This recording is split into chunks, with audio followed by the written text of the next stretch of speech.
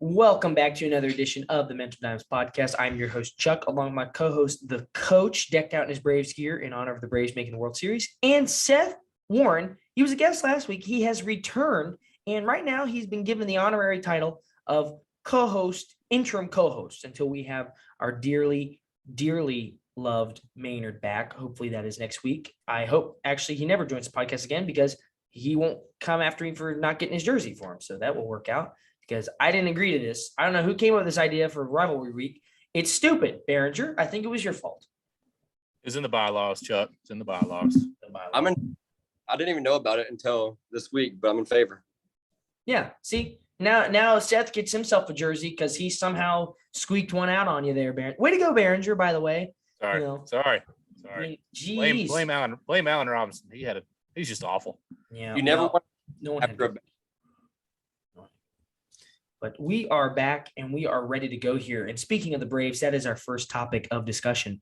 Coach, we'll throw this one to you. Seth, I don't know if you're a big baseball fan. I don't think you would be right now in October because it's October.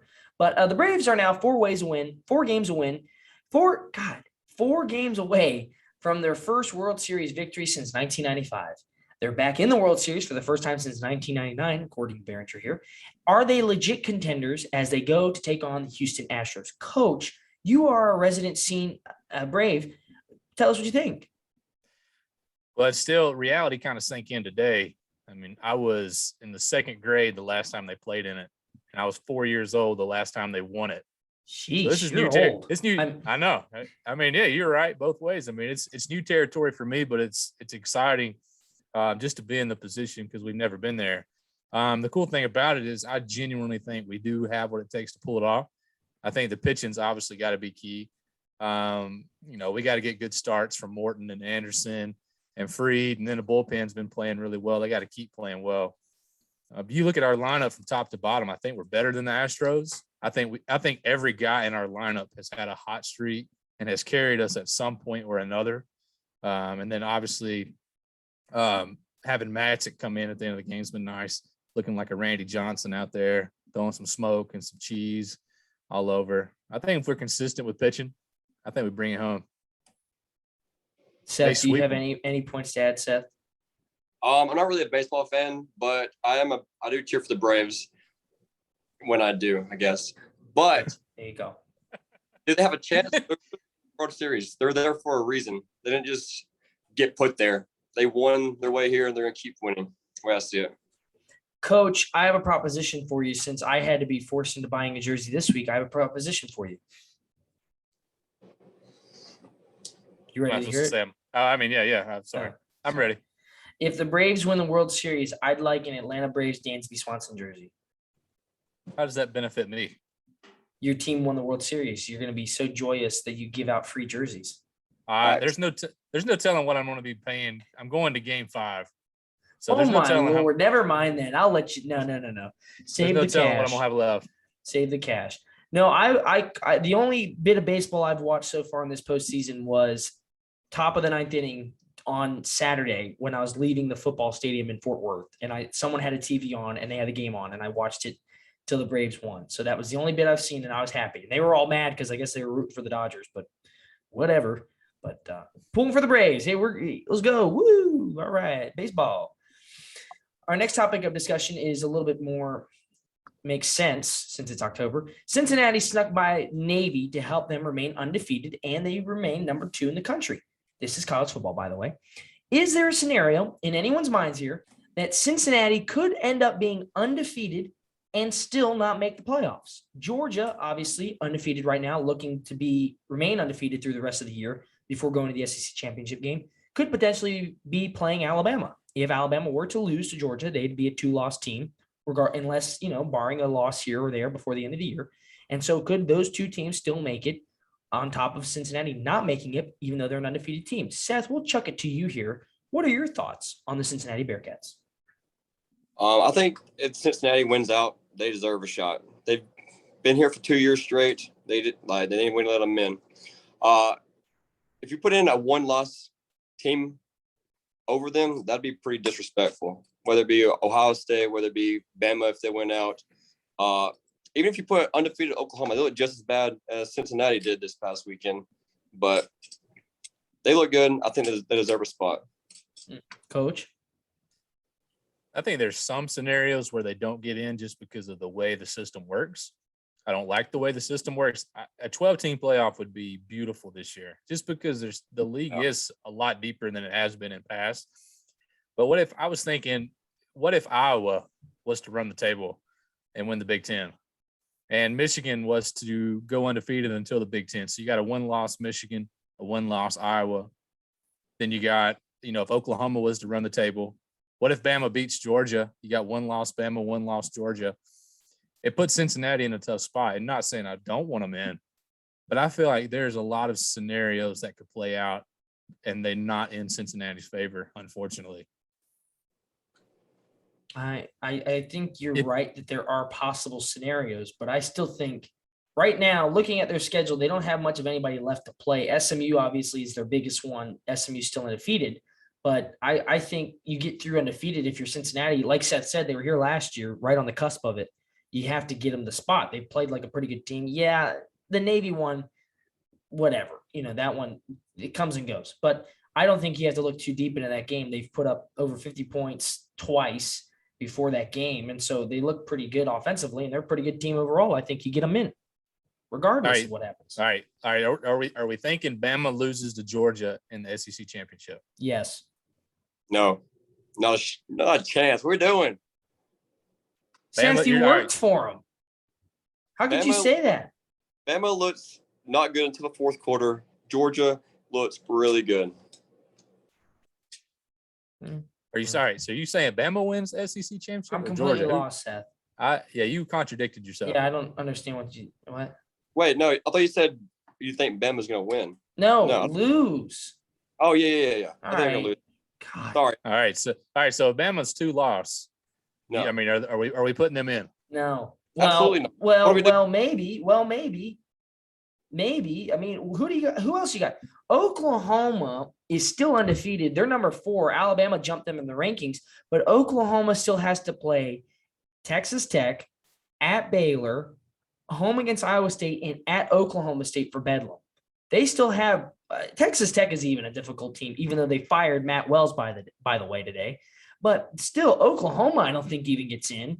And then Ohio State, yes, you have 4 Big Ten teams in the top 10, but they're not. I don't think 2 teams make it out of the Big Ten, because Michigan has to play Michigan State, Ohio State, and Penn State also. And then on top of that, they have to play Indiana and a road game against Maryland. Yeah, I think Alabama gets in as long as it gets through here with 1 loss and then loses close to Georgia. You're forgetting about Oregon. A one loss. Oregon wins out. Screw the Pac-12. Screw the Let's Pac-12. They have it. I mean, they could bump it up a little bit. They don't play anybody, Seth. Screw the Pac-12. Their best game is Oregon State, it looks like, at the end, and they're home. You can maybe at Utah. Put in a 1-loss Oregon over a 2-loss SEC.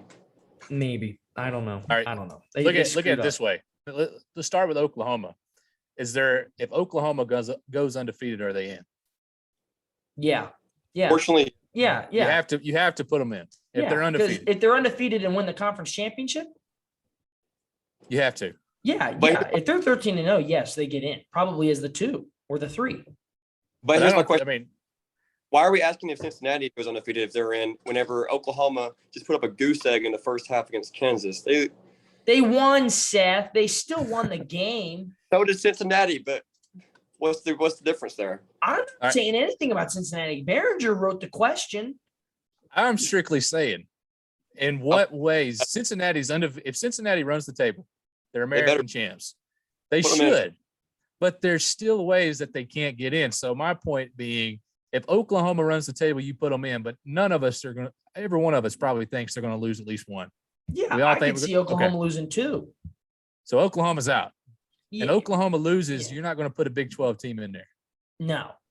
Unless maybe Oklahoma State gets it under control, but OK State doesn't really have anyone left to play except for Oklahoma.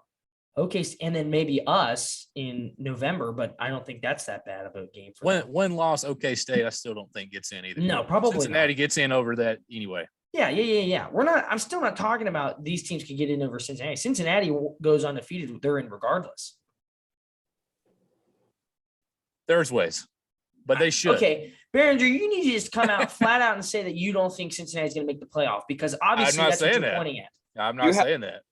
You have Power 5 bias. Yeah, seriously, Behringer, you don't even really root for a true Power 5 team.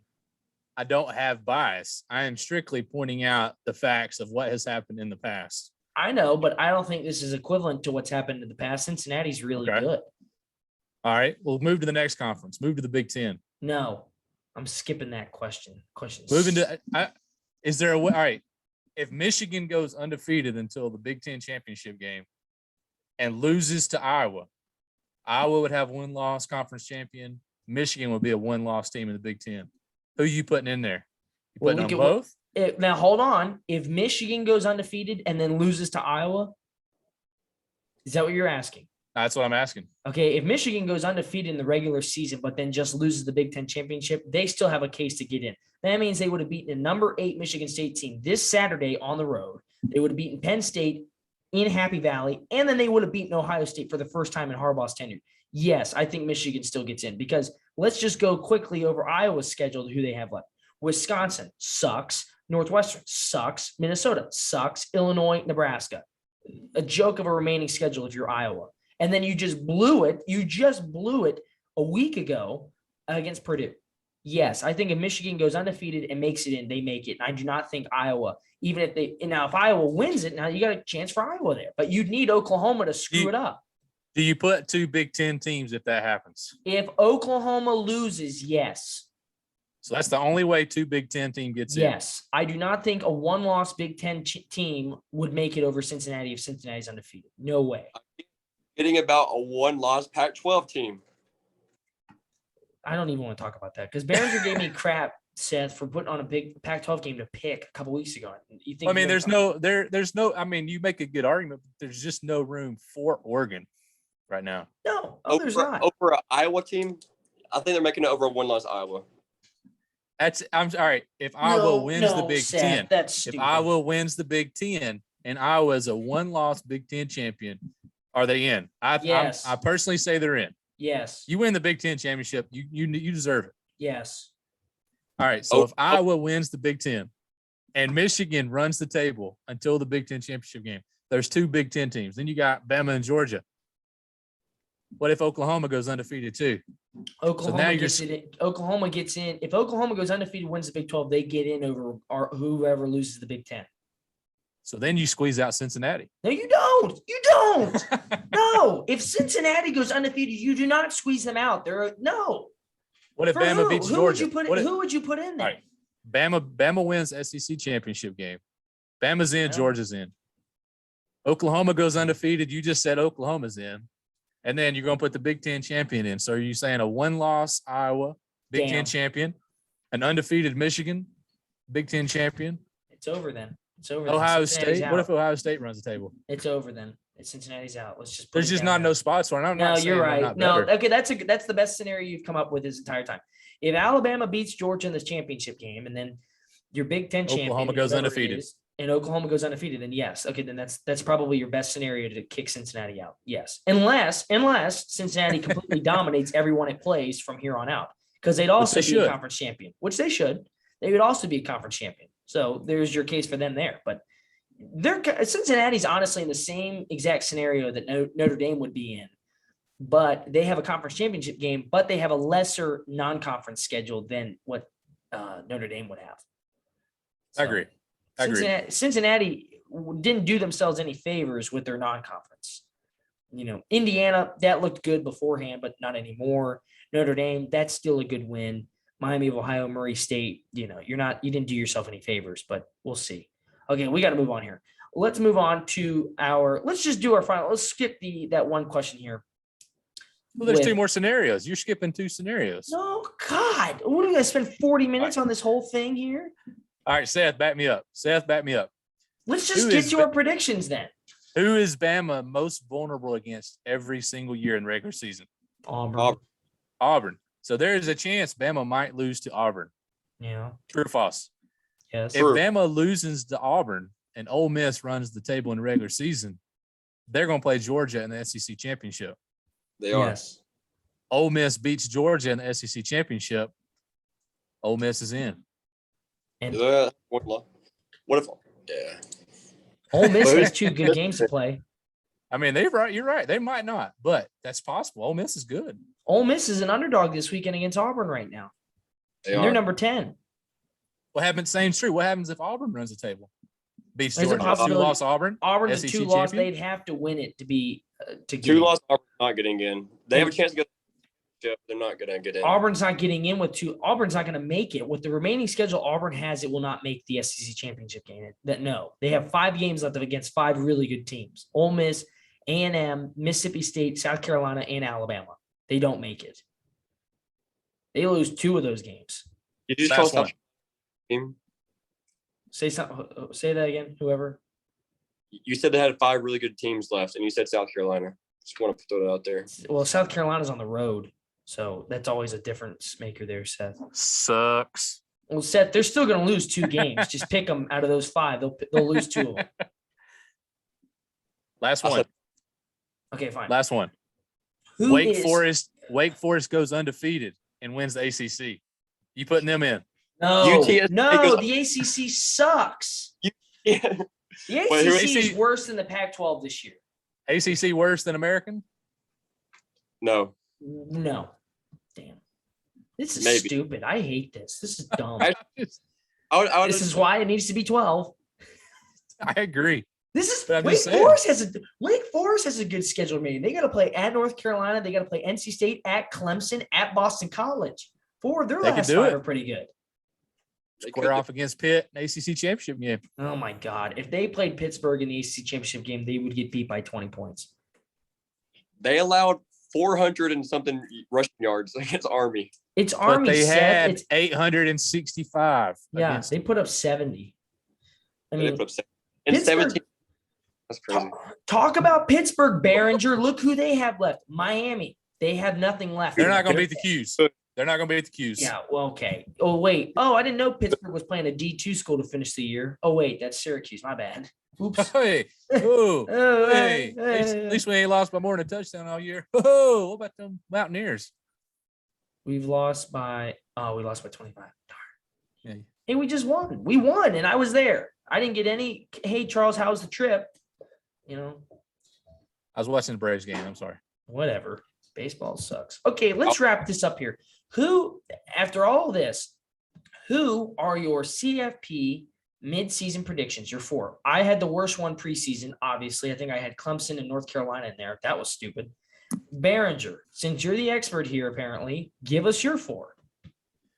In order, not just 4 teams, in order. I want 1, 2, 3, 4 in that order, please.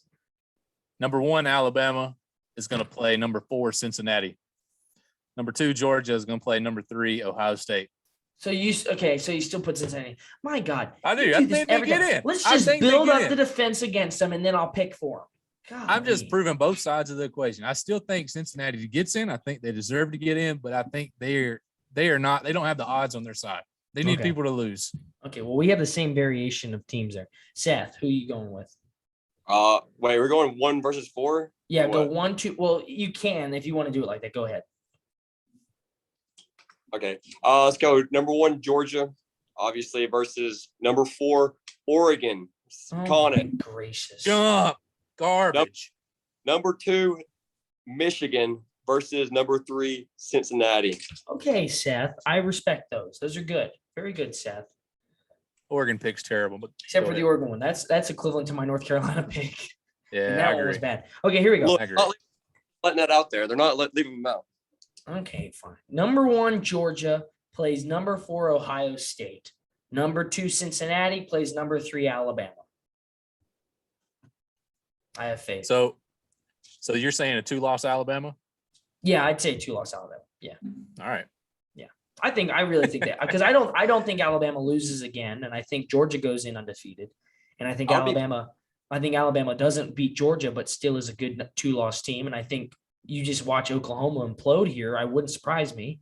And then your Big Ten, You're not going to have the strength of the Big Ten by the end of the year. I really don't think so, because a lot of them have to play each other, so they'll beat each other up. So Penn State killed itself with that Illinois loss. Killed itself. That was a huge loss. That was one of the biggest losses of the year, and I don't think we're going to remember that one as much as we should. That was a huge loss for the conference. I think that was a huge loss for the Penn State and the conference itself. They still had a chance. They still controlled their own destiny too. Yeah, they don't. Now they don't. So it's even after they had lost early on, they still had a chance, but now they're really, really hurt. So that was a big loss. But let's move on quickly here before we get to our game pick segment. Love it or junk it. Coach, the American Conference will eventually become a Power 5 conference. They have acquired, or they are becoming a conference that will be starting to acquire some new schools here soon. So do they become a Power 5, Coach? Junk it. Yeah, they screwed themselves when they let those 3 teams go and not finding some way to retain them. It's never going to happen. I like the teams they got. Good for UAB, good for UTSA. But after letting those teams walk away, they're done. They won't ever be to that spot. Indeed. Seth? I agree. Junk it. Yeah, I junk it. They put together some decent teams there, but like you said, Behringer, you lose Cincinnati, you lose Houston, who isn't great football-wise right now, especially because of their head coach. But basketball-wise, they're one of the best. A top 5 team right now in the AP preseason poll. But, junk that one. The Arizona Cardinals will finish the season undefeated. Seth, love it or junk it? It'd be cool to see, but I'm going to say junk it. It's just hard to do in the NFL these days. Coach? I agree. I'm going to junk it. They got the Packers, Rams, Colts, and Cowboys left in the regular season. NFL's too good. Junk it. I am losing this next week against the Packers. Yeah, that's a great Thursday night game. I'm going to go with junk it as well. Just like you said, Behringer, they still have to play the Rams once. They have to play Seattle twice, which they might have to play Russell Wilson both times, because that game, the first time is in November 21st, right before Thanksgiving. They have to play the Rams. They have to play the Colts, who are not a pushover. They have to play the Cowboys on the road against Cowboys. Yeah, it's not going to be a 17-0 year. Deshaun Watson will play at some point in the NFL season. Coach, love it or junk it? Obviously, you're a big supporter of his and what he does to women, but go ahead. I never said that, just for the record, but I do love it. He hasn't been charged with anything. It still makes no sense. I love it. He's not been charged with anything. There's no reason why he's not playing right now. To me, it's just it defines everything. You're innocent until proven guilty. He's not been proven guilty. There's no reason why he's not playing. Chiefs, Mahomes, we don't know how long he's out for. Justin Fields, not out. He's not out. He cleared it. He's good to go for Sunday. But he still might suck it up. Justin Fields had an awful season in Chicago. The Jets suck. The Broncos are having problems, and the Panthers benched Sam Darnold in Carolina. He's going to play somewhere. Seth. This season, I'm going to say junk it. I don't see Texans playing him. He hasn't even been practicing with him. I think he's been there, but just doing his own thing. I think they're looking for trade, but I don't see him doing a mid-season trade and then him coming in and starting right away for this season. I'll say junk it too. I think you could see him get traded, but I don't know if any team wants to throw that into the fire mid-season like this. Carolina definitely is an option. I think Justin Fields, we might see a brand new Justin Fields soon, because Matt Nagy just tested positive for COVID. So the farther he is away from quarterback Justin Fields, the better. So he might be okay. He might have an all-pro season from here on out, depending on how long Nagy has COVID. So he might be all right. But no, I'm going to say junk it. I think you probably do see him get traded. But like Seth said, I don't know if he immediately starts. He hasn't played it down in a long time. So it'd be a lot of reps to get back into that shape. Now, we're going to go into a new thing here called fill in the blank. That's not funny because Phil's not here. It would have been really nice playing with fill in the blank. Coach introduced this new segment this morning, and we will start with you, Coach Behringer. The Tennessee Titans will make it to the blank. Tennessee Titans are going to the NFC Championship game and are going to lose to the Baltimore Ravens. Question, how will they go to the NFC Championship game when they're in the AFC, sir? They're going to make it to the AFC Championship game and lose to the Baltimore Ravens. It's funny. That was funny. Yeah, just like you saying you love it when I was throwing that out there about Deshaun Watson. That was funny. You didn't catch it, but that was funny. Seth, this one is to you. Blank will be the next head coach at LSU next year. There's been a lot of names thrown out there. Some in the SEC. I don't see any SEC or any other big name guys leaving. going there. I'm going to go with Billy Napier right there in Louisiana. He's been doing a great job with them. I think it's time for him to step up. I think it's really impressive that you knew that name off the top of your head. That's pretty good because I don't even know who that is. Head coach of the Raging Cajuns. Yeah. Well, come on, Chuck. Sorry, I don't live down that way. Behringer, the most underrated player in college football right now is Sean Tucker, running back, Syracuse University. Leads the nation. No. All right. He leads the nation. Seth. He leads the nation in rushing yards from scrimmage. He's 10th in the nation in rushing touchdowns on the year. He should be a Heisman finalist. The dude is about to the dude's racking up. You're leading the nation in rushing yards. I don't care who you're playing. They're playing decent people. Sean Tucker. Next, move on. Now, the answer should have been Kenny Pickett, quarterback at Pitt. I hate to say it because he plays at Pitt, but Kenny Pickett for sure. I've seen Kenny Pickett's name on ESPN all the time. I don't really hear people talk about Sean Tucker. All right, Seth, you answered. Seth, did you want to make a point there? No, I'm saying I was agreeing with you. The pick, he is getting some love. He is getting some love. I never heard of Syracuse guys, so yeah, it's starting to pick up. It's starting to pick up for Pickett in the last couple of weeks. So give it to him. We'll hear from Ton Sucker soon, I guess. Wait, what's his name? Sean Tucker. Oh, who do you guys play this weekend? Like Old Dominion or somebody? We beat Virginia Tech on the road. We beat Inner Sandman. Yeah. Okay. All right. Give it to you. Props. Yeah. All right. Props. Seth, finish this up here. The most overrated player in the NFL right now is. I hate to say it, but I'm going to Julio Jones. He's not living up to the height that he had coming to the Titans. Which I know he's been back with some injuries, but he's had one game over 100 yards so far. And I want to see him step it up. I want to see him do big things in Titans fan here. That's a good pick there, Seth. I wouldn't have gone with that one. I would have said our boy Odell Beckham Jr. in Cleveland. He's been one of the most overrated players in the history of the NFL, I think, in the last 5 to 10 years. I agree with you. Coach, let me get yours real quick then. Let me just get yours. I was thinking OBJ too. Just based on, projection, what was he supposed to do? But Julio Jones, that's a great pick. That is a great pick. Got to give it to you. All right, gentlemen, we are going to hop over to another Zoom session for our game pick segment. We will see you guys in a second.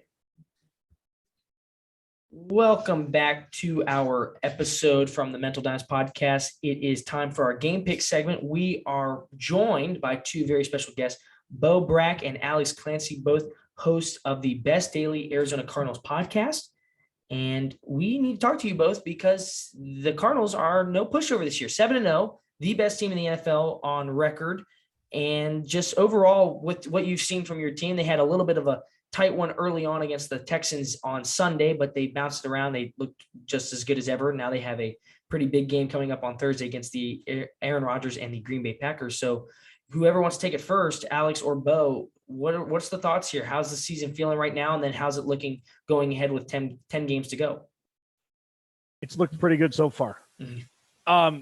It's Bo and I joke about this a lot. Like, you knew the Cardinals were going to be better with the acquisitions they had this offseason: Rodney Hudson, J.J. Watt, A.J. Green, James Conner, Cliff Kingsbury coming into his third year as head coach, who had his own skeptics, me being one of the main ones.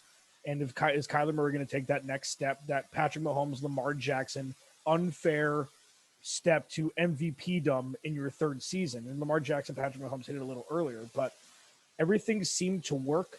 All of the younger players have seemed to grow up, and they have their veteran counterparts, with a little help as a foundation. But it's been great, and the defense has really been not a surprise, but it hasn't taken a step back from where they were last year, and that's been really nice to see as a counterpart to the offense.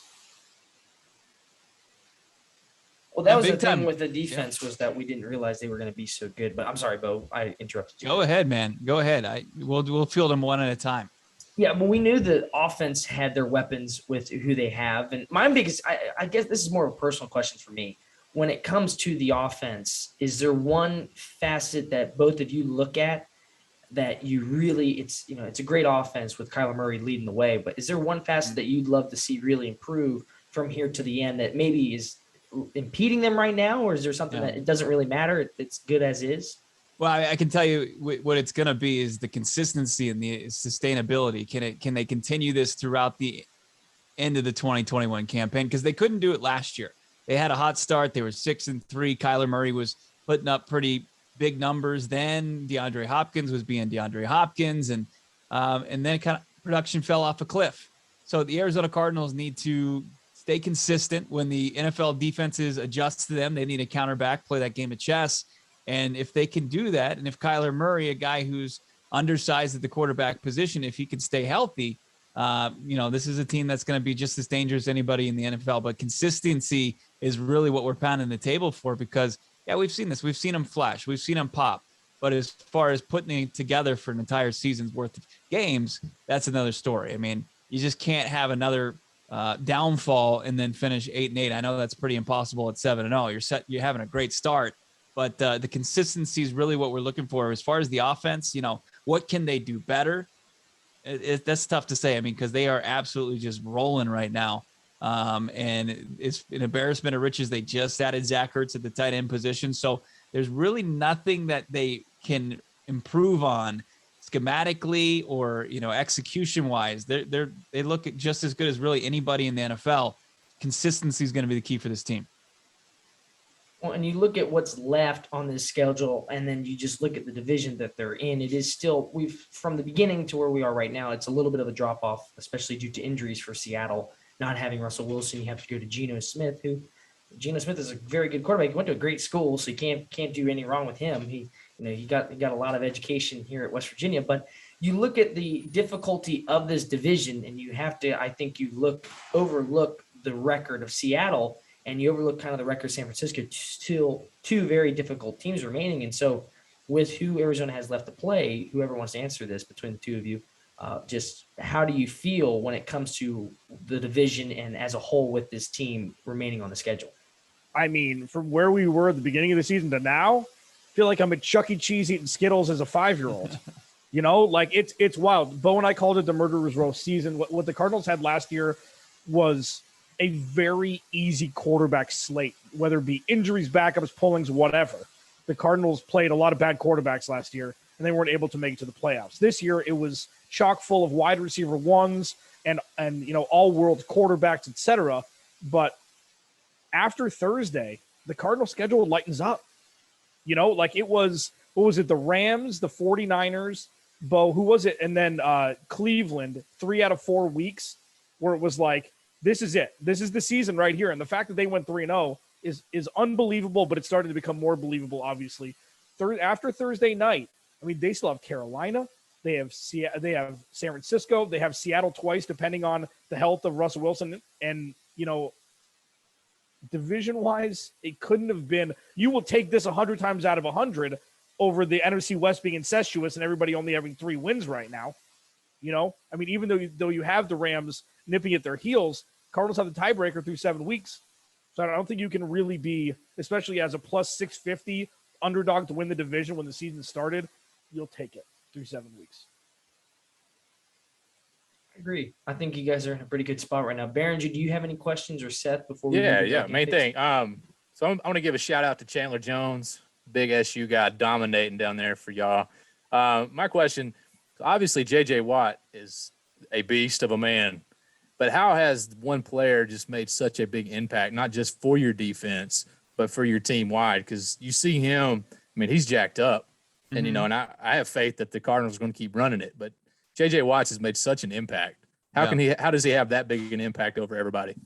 It transcends the playing field. I mean, it's a guy that is a leader in that locker room. He's a voice that they haven't had, that they've been aching for a long time.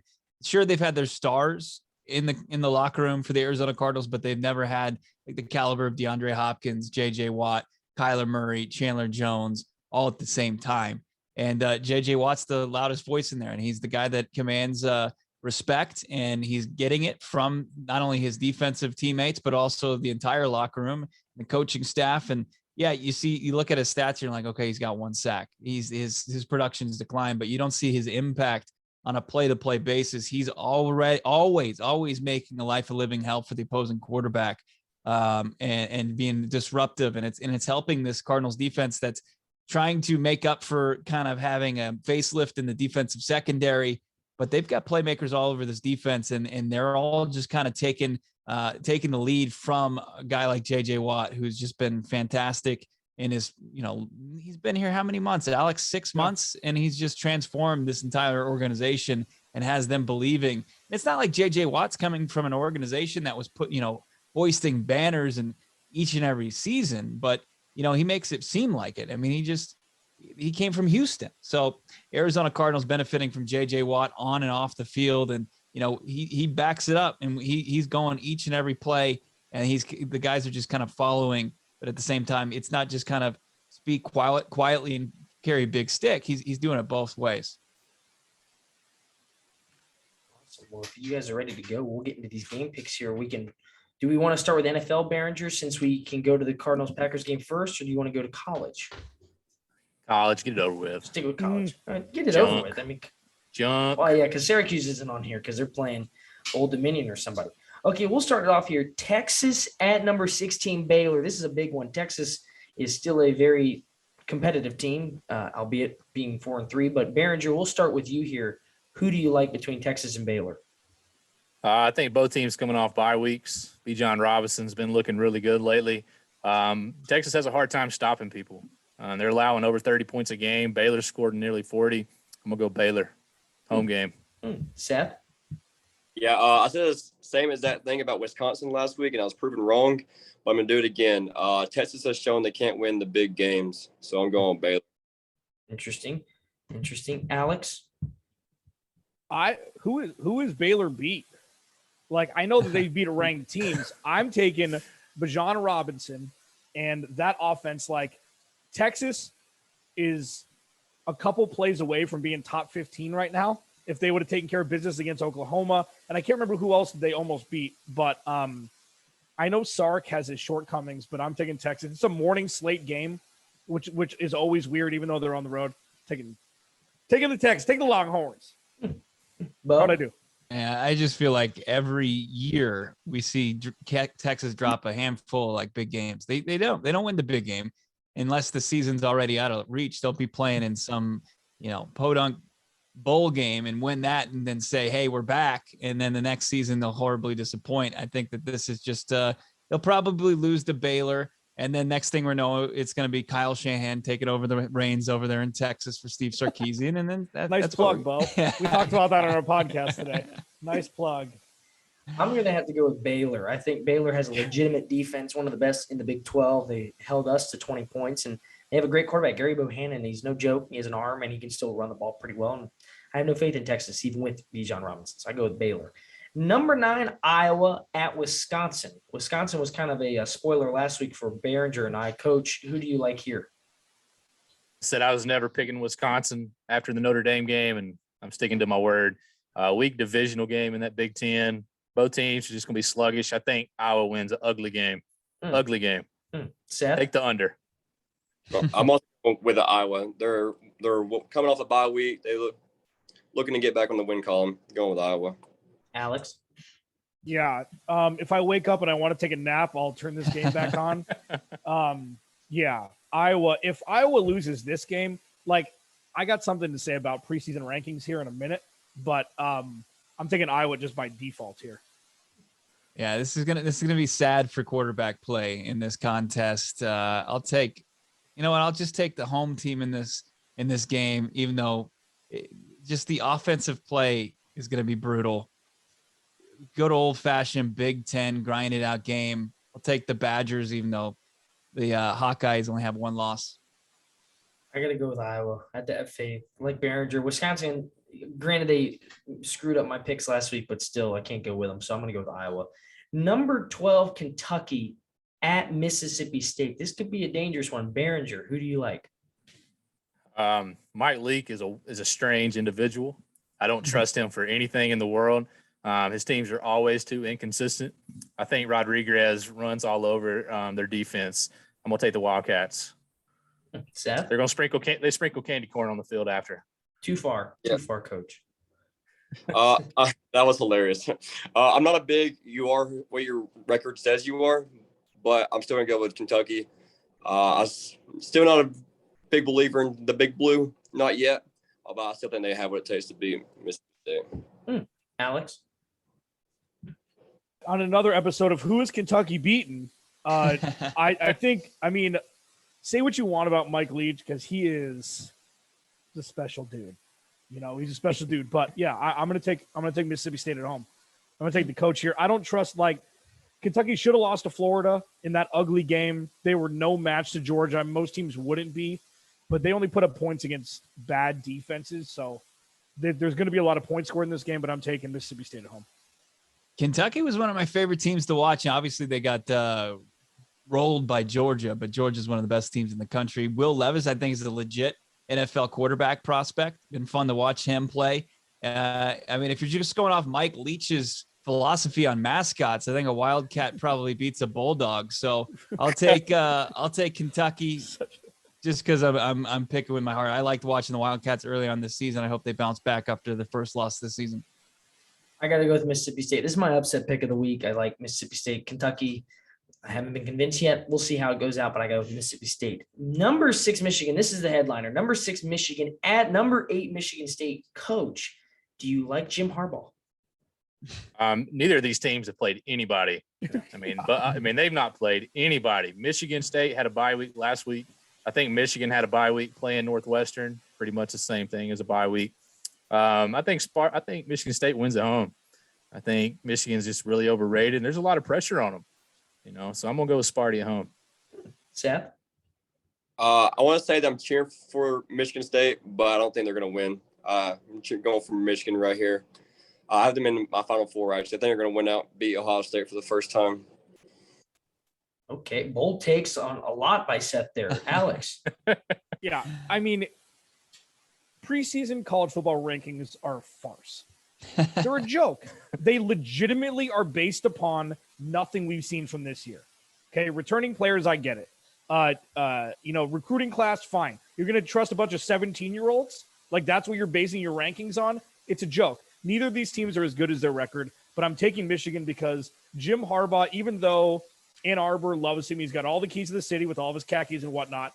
If he doesn't win this game to make up for, the punt heard around the world 3 years ago or so, like, this is a game that Michigan State would love to win. This is a game that Michigan has to win. Michigan State is not a football powerhouse, and Michigan, on paper at least, is.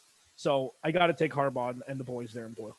Yeah, I agree. There's more at stake for the Wolverines. You know, if they lose this game, everybody's the next, what people are talking about on Monday outside of the NFL slate is, is Jim Harbaugh. Can he ever win the big one? And this is the first of a couple big games for them. They have more to lose in this contest. I'll give Harbaugh the edge in this as far as the battle of minds. I think that Sparty is ahead of schedule, and it's encouraging to see, but Michigan has to win this game and make that game against Ohio State in the finale a big one. It starts here. Hopefully they stay focused enough, but also, hey, look, Big Blues, they've disappointed a lot of people each and every season, but I'll take them this year. I think, and I might be foolish and naive for saying that, but I'll take the Wolverines. I got to go with Michigan. This is a must-win game for Harbaugh, even though it is still earlier in the year. Kind of, they still have some big games to go with. They got to beat Michigan State. Final college game, number 10, Ole Miss at number 18, Auburn. Ole Miss is an underdog right now. Coach, who do you go with? Ole Miss scores too many points. I think Bo Nix, he's been playing a lot better. Hats off to him. But Matt Corral, he's the real deal. He's the real deal, and I don't see them losing. I think it might come down to who's got the ball at the end of the game. Ole Miss keeps it rolling. Seth? Ole Miss has had many, 4 tough games last 4 weeks. Auburn's coming off a bye week. They're at home. I'm going with Auburn. Alex?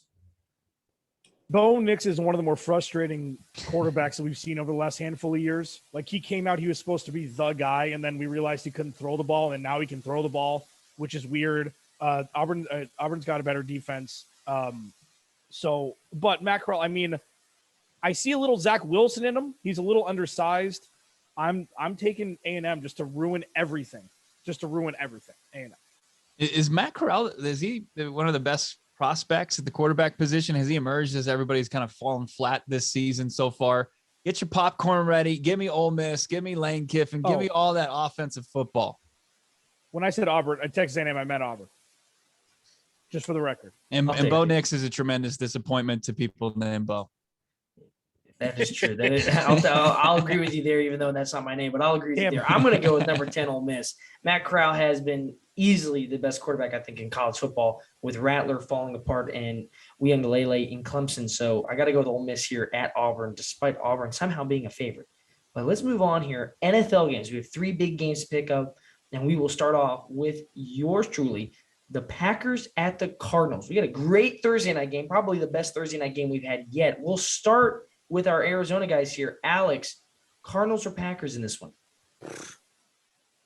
Damn it. Like it's I've picked the opposing team, I think, a handful of times. I picked the Browns before we knew Nick Chubb was out. I picked the Rams because I'm a rational person, and the Cardinals hadn't beaten Sean McVay yet. I think the Cardinals, especially with Devontae Adams out, on the list, we'll see if he can get 2 tests in back-to-back days, Tuesday, Wednesday. I have to take the Cardinals here because if they're 7-0, they beat a team at home that is a great team, but especially with their wide receiver one hobbled, you got to take them. Taking the Cardinals. Yeah, it's unfortunate. It was going to be an awesome game. It was probably going to be the marquee Thursday night football game of the 2021 season, a 6-1 Packers team winning 6 straight, taking on the undefeated Arizona Cardinals. But then Devontae Adams goes out, and it's slim at the wide receiver position beyond that. Look, I know you can say MVS, and you can say Alan Lazar, but look, those guys, none of them is a wide receiver one, and the Arizona Cardinals are solid against the passing game. Only surrendered just over 200 yards per game. And J.J. Watt, that pass rush, that front seven's been special. The Arizona Cardinals can play the defensive side of the football just a little bit, and they can put up points on the offensive side. Kyler Murray, DeAndre Hopkins, embarrassment of riches. Zach Ertz now in that mix. Cardinals win this game. Thursday night football, 8-0. Coach, try and back that up. I just wanted to piggyback off what y'all said earlier. This game's like it's not a must win as far as what the end of the season holds, but this game's kind of like a must win for, do you want to make that jump and be a really good team versus a superior team? And I think the Cardinals got a really good shot. They're really good. I mean, they're going to score. Even if Devontae Adams was there, I would still kind of favor towards the Cardinals, just at their ability to put points on the board. So I say the Cardinals win with or without Adams. And I mean, Cardinals are good. I mean, they're number 3 wide receivers. I mean, they got Grandpa out there, AJ Green, racking up yards. Hey. That was my favorite offseason signing of theirs. I mean, it's great. I mean, it's working out really well. Hats off. Seth? I think it's gonna be a really fun game. Like, both teams are really hot. The Packers are undefeated since that week 1, whatever that was. That was really bad. I don't have a reason for this, but I'm gonna go Packers. I just want to play devil's advocate. I want to be the guy that pitches different. I'm just going to go with Cardinals. I'm not even giving an explanation. You all said more than enough. Cardinals.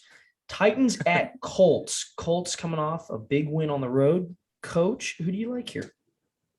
The Titans have had the best 2 weeks. These last 2 weeks, Colts have been playing good, but Derrick Henry he's just a man. I mean, it's going to take a lot for them to slow him down. I'm going to say the Titans keep rolling. Seth? Going Titans. Let's go. I'm with it. Alex? The NFL screws with you a lot. Right when you think you know something, the Colts go in. It's in Tennessee? Oh, no, it's in Indianapolis? Yeah. Yes. Yeah, either way, I was going to take the Colts. Carson Wentz is a lot better than people give him credit for. And a lot of Philadelphia Eagles fans wish that he was their quarterback right now. They're not going to admit it. But the fact that they got rid of Doug Peterson and Carson Wentz doesn't make a whole lot of sense to me. I think Carson Wentz is a top 15 quarterback when he's healthy. T.Y. Hilton should be back. That defense is better. Listen, and Jonathan Taylor's finally starting to find his niche as a top 5 back in this league. I think the Colts win, and I think it's pretty convincing.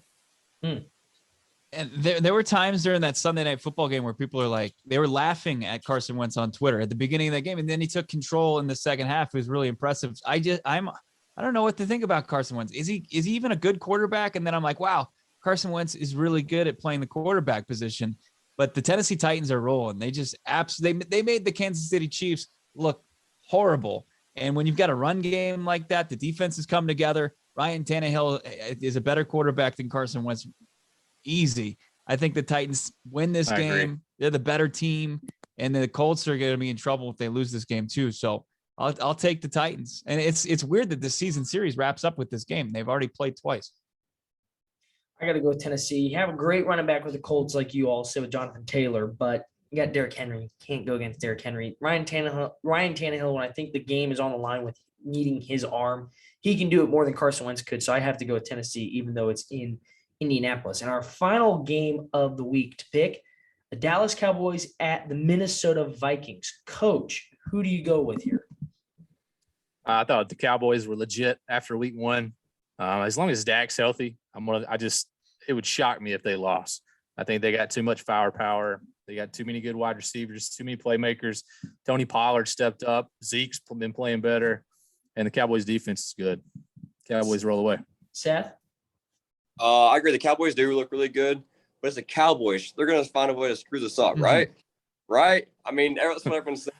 I think a lot, but I hate to do this, but I'm going to have to pick the Cowboys. It's hard to pick against them right now. Alex? I mean, the Vikings roll here. And the reason why is Kirk Cousins is a son of a bee, because what he does 5 or 6 games a year, and he's like, listen, I'm a top 5 quarterback in this league. Let me show you, and then just go back and hibernate.